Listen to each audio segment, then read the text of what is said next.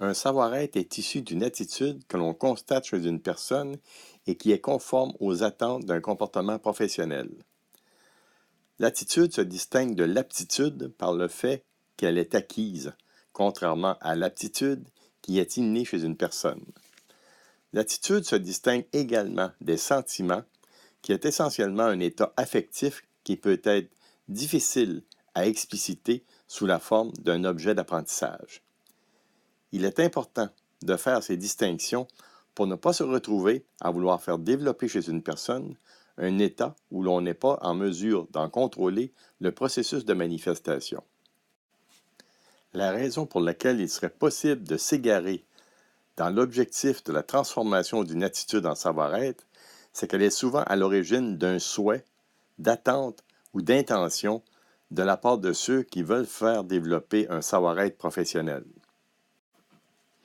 Ces éléments peuvent être une bonne source d'inspiration dans la mesure où nous pouvons élaguer ce qui est de l'ordre du sentiment ou de l'inné. Le souhait, c'est l'aspiration qui mène vers un idéal.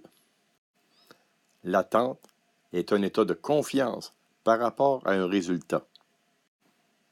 Et l'intention est la vision d'un but.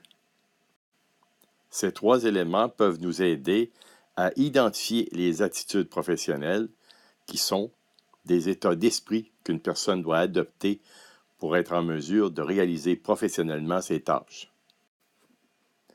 L'attitude est observable chez une personne et elle lui appartient. C'est pour cette raison que l'enseignant en formation professionnelle doit être un exemple pour ses élèves en ce qui a trait à ses comportements professionnels. Ce que les apprenants observent chez l'enseignant, ce sont ses attitudes. Le savoir-être est associé aux comportements que l'on peut observer et aux conditions qui conditionnent ce comportement. C'est de cette façon que l'on est en mesure de passer d'une notion abstraite à son application concrète.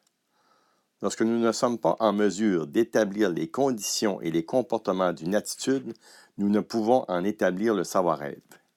C'est pour cette raison qu'à la suite de nombreuses expériences, nous avons pu constater que tout savoir-être est issu d'une attitude, mais que l'on ne peut établir les savoir-être pour toutes les attitudes.